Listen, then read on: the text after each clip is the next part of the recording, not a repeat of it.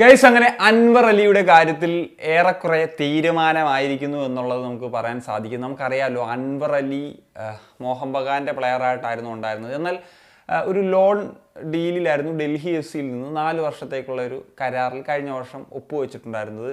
എന്നാൽ അകാരണമായിട്ട് ആ ഒരു കോൺട്രാക്റ്റ് ടെർമിനേറ്റ് ചെയ്യുന്നൊരു സാഹചര്യം ഉണ്ടായിരുന്നു. ഈസ്റ്റ് ബംഗാളിലേക്ക് താരം ജോയിൻ ചെയ്യുന്നൊരു സാഹചര്യം ഉണ്ടായിരുന്നു. അപ്പോൾ അന്ന് തന്നെ വന്ന വാർത്തകളാണ് ട്രാൻസ്ഫർ ബാനും സ്പോർട്ടിംഗ് ബാനും ഫൈനും ഇങ്ങനെയൊക്കെയുള്ള കാര്യങ്ങളൊക്കെ കിട്ടും എന്നുള്ളത്. എന്താണെങ്കിലും ആ കാര്യത്തിൽ തീരുമാനമായിരിക്കുന്നു. ഇപ്പോൾ ടൈംസ് ഓഫ് ഇന്ത്യയും കേരളവും പോലെയുള്ള മാധ്യമങ്ങളൊക്കെ അത് കൺഫേം ചെയ്യുന്ന തരത്തിലുള്ള വാർത്തകൾ പുറത്തേക്ക് വിടുന്നു എന്നുള്ളതാണ്.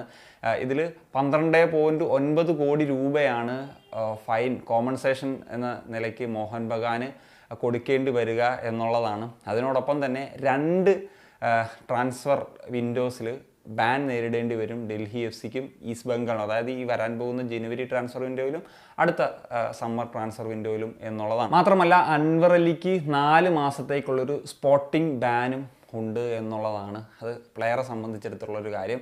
എന്താണെങ്കിലും ഒരു ഇന്ത്യൻ ഫുട്ബോൾ ആ ഒരു പെർസ്പെക്റ്റീവ് നോക്കുമ്പോൾ ഇതൊരു വലിയ എമൗണ്ട് ആണോ? 12,90,00,000 രൂപ എന്ന് ചോദിച്ചു കഴിഞ്ഞാൽ അത് സബ്ജക്റ്റീവാണ്. അത് ചർച്ച ചെയ്യപ്പെടേണ്ട ഒരു വിഷയം തന്നെയാണ് എന്നുള്ളതാണ്. എങ്കിലും ഇത് എങ്ങനെയാണ് കൊടുക്കേണ്ടി വരും? ഇതിൻ്റെ ഒരു കോമ്പൻസേഷൻ്റെ ഉത്തരവാദിത്തം 50% ഈസ്റ്റ് ബംഗാളിനും 50% പ്ലെയറിനുമാണ് എന്നുള്ള കാര്യമാണ് ഈ റിപ്പോർട്ട്സിൽ നിന്നൊക്കെ നമുക്ക് മനസ്സിലാകും. അതായത് അൻവർ അലിക്ക് മാത്രം ഏതാണ്ട് 6,45,00,000 രൂപ കോമ്പൻസേഷൻ എന്ന നിലയ്ക്ക് മോഹൻ ബഗാന് കൊടുക്കേണ്ടി വരും എന്നുള്ളതാണ്.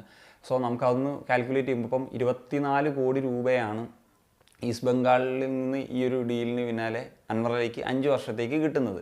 ഇതിൽ നിന്ന് പറഞ്ഞ 6,45,00,000 രൂപ കുറച്ച് കഴിഞ്ഞാലും ഏതാണ്ട് 17.55 കോടി രൂപ അദ്ദേഹത്തിന് ലഭിക്കും. അതായത് പെർ ഇയർ ഏതാണ്ട് 3,51,00,000 രൂപ വീതം വെച്ചൊരു ആവറേജ് ഇനത്തിൽ കിട്ടും എന്നുള്ളതാണ്. സോ അതും ഒരു ഹ്യൂജ് എമൗണ്ട് തന്നെയാണ്. പക്ഷേ ഇത് കോമ്പൻസേഷൻ എന്ന നിലയ്ക്ക് കൊടുക്കേണ്ടി വരും എന്നുള്ളതാണ്. സോ ഇനിയിപ്പോൾ പലരും പറയുന്നൊരു കാര്യമാണ്, മോഹൻ ബഗാൻ ഈ ഒരു പണം കൂടി കിട്ടുന്നതോടുകൂടി അവർ അതും വലിയ വലിയ പ്ലേയേഴ്സിനെ കൊണ്ടുവരും എന്നുള്ളത്. അവർക്ക് പണം കിട്ടിയാലും ഇല്ലേലും അവർ ഇൻവെസ്റ്റ് ചെയ്യും. അതാണ് അവരുടെ ഒരു രീതി. അവർക്ക് പണമൊന്നും അവർക്കൊരു പ്രശ്നമല്ല. ഈ എന്താ പറയുക, കോമ്പൻസേഷനൊക്കെ ഇത് ചെയ്തത് അവർ റൈവൽസ് ആയതുകൊണ്ട് ഇവരോട് ഒരു ചതി ചെയ്തു എന്നുള്ള ഫീൽ ചെയ്തുകൊണ്ടാണ് അവർ ഇതിനു വേണ്ടി കംപ്ലൈൻറ്റ് കൊടുക്കുന്ന സാഹചര്യത്തിലേക്കൊക്കെ പോയത്. അപ്പോൾ ഇത് പ്ലെയർ സ്റ്റാറ്റസ് കമ്മിറ്റി, അതായത് PSC ആണ് ഇങ്ങനൊരു വിധി പുറത്തുവിട്ടുള്ളതെന്ന് നമുക്കറിയാം.